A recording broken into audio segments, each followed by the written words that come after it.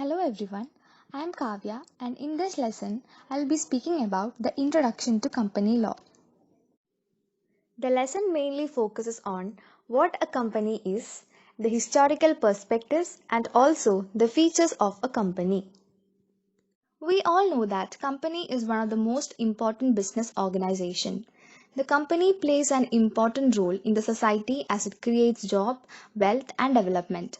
The activities of the companies are governed by the Companies Act 2013. Prior to the 2013 Act, the 1956 Act was prevalent. The new Act consists of 470 sections and 7 schedules. The 2013 Act has also brought changes to the governance, disclosure norms, compliance, etc. Some new concepts such as corporate social responsibility, dormant company, one-person company have been included. Now we will understand the meaning of the term company. Section 2 Clause 20 of the Companies Act 2013 provides that a company means a company incorporated under this Act, that is the 2013 Act, or under any previous company law. However, we can see that this is not a satisfactory definition and also there is no strict or legal definition of the term company. However, certain authorities have attempted to define the term company. According to Lindley, the term company may be defined as an association of many persons who contribute money or money's worth to a common stock and employ it for a common purpose. In common law, a company is a legal person or a distinct legal entity. The term company is not a new word. These institutions were prevalent from the ancient date. During the 17th and 18th century, a body corporate can be brought to existence only through a royal charter or through a special act of the parliament.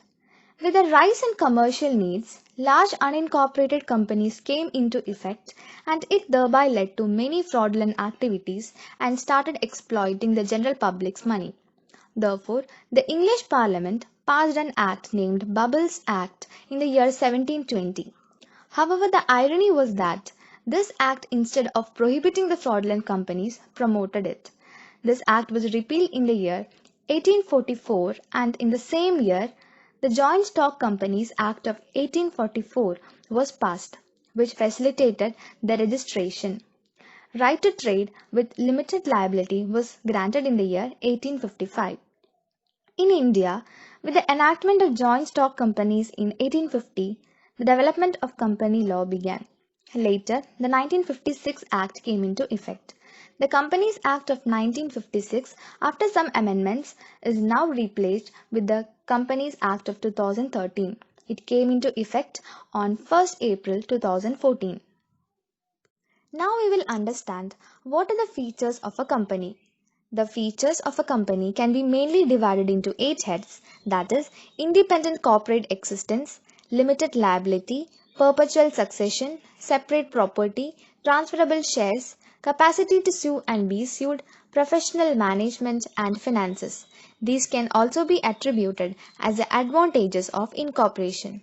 Now we will discuss each of these features one by one. The first and the most important feature of a company is the independent corporate existence. After incorporation, the company has a legal personality distinct from its members. That is, in law, company becomes a different person. The enterprise acquires its own entity. Whereas in the case of a partnership, it has no existence apart from its members. That is, it is a collection of partners. And also, registration of a partnership firm is not compulsory. Therefore, in the case of a company, after the certificate of incorporation has been issued, it becomes a body corporate. In England, the legal personality of an incorporated company was recognized in the year 1867 in the case of Oakes versus Turquant and Harding.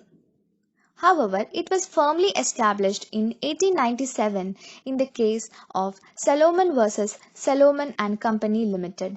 This is one of the landmark cases dealing with the independent corporate existence. In this particular case, a person named Salomon had a business as a leather merchant and boot manufacturer for many years. He then decided to form a limited company to purchase his business. However, he wanted to have control over the business, and therefore his plan was that the members of the company must be himself and his family members. The company was incorporated under the name Salomon and Company Limited, and the subscribers to the memorandum were Salomon, his wife, his daughter, and his 4 sons. Salomon sold his business to a company, and instead of paying the cash, the company gave shares and debentures. However, Salomon was the managing director and his 2 elder sons were the directors. Because of a depression and strike in the boot trade, the company went to the winding up procedures. However, the liability of the company was more than the assets. It is to be noted that the debenture holder is given priority over an unsecured creditor, but the majority of the debenture holder was Salomon and his family members. This was objected by the unsecured creditors. They contended that the company had no independent existence and that Salomon was the principal and the company was his agent. They also contended that Salomon was liable to indemnify the company against the claims of the unsecured creditors and also that no payment should be made on debentures held by Salomon until the unsecured creditors had been paid in full. It was held by the House of Lords that the Salomon and Company was a separate legal entity and had a separate corporate personality. Once it has passed through the formalities required for the incorporation of the company, it cannot be challenged and that the company had a separate legal existence. In 1866, the corporate personality of an incorporated company was recognized in India in the matter of Kondoli Tea Company Limited.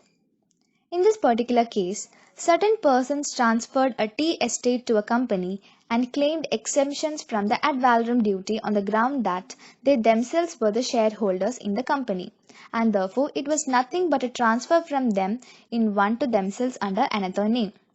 The court, however, rejected this and observed that the company was a separate person and a separate body altogether from the shareholders, and hence it had an independent corporate existence.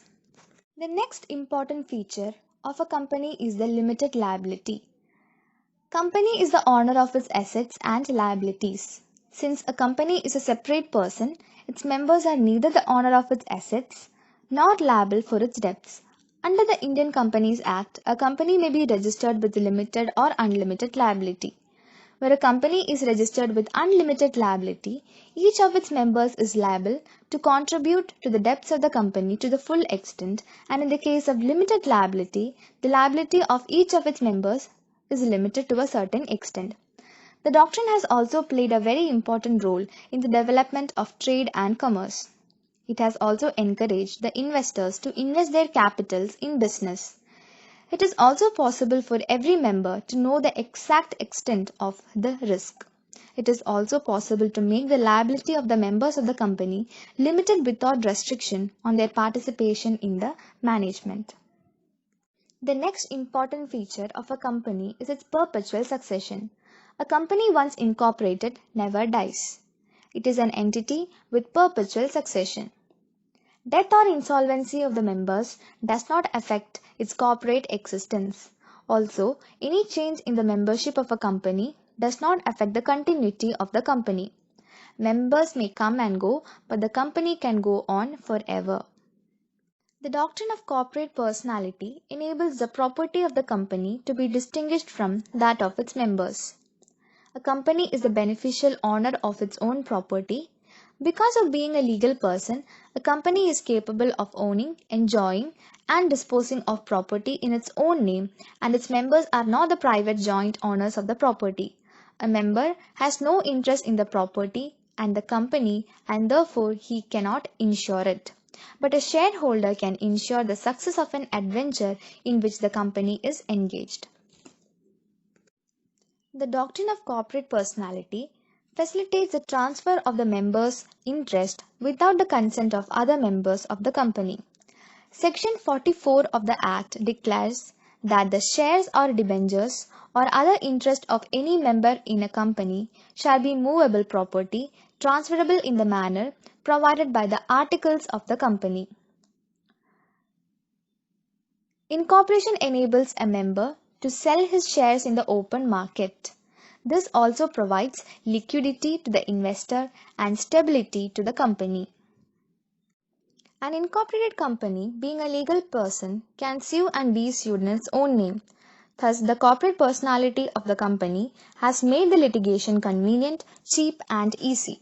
A company has a right to protect its fair name and can sue for defamatory remarks against it, which are likely to damage its business or property. The next feature of a company is its professional management. The corporate sector is capable of attracting professional managers. Young management graduates willingly join companies because of the feeling that they would thereby belong to the managerial class. It also gives them the opportunity to develop extraordinary managerial capabilities. With the right amount of financial backing, they are able to develop the business to a considerable extent and also in achieving very high successful commercial undertakings. The last feature or advantage of incorporation is the finances. The company is given the privilege of raising capital by public subscriptions, either by shares or debentures. Also, public financial institutions willingly lend their resources to company than any other business organization. One of the exclusive privilege which is given to the company is the facility of borrowing and giving security by way of floating charge. Floating charge means a security interest over a fund that has a quantity and value such as stock, debtors, etc. Therefore, these are some of the important features of a company, and we can also attribute these to the advantages of incorporation of a company. Thank you.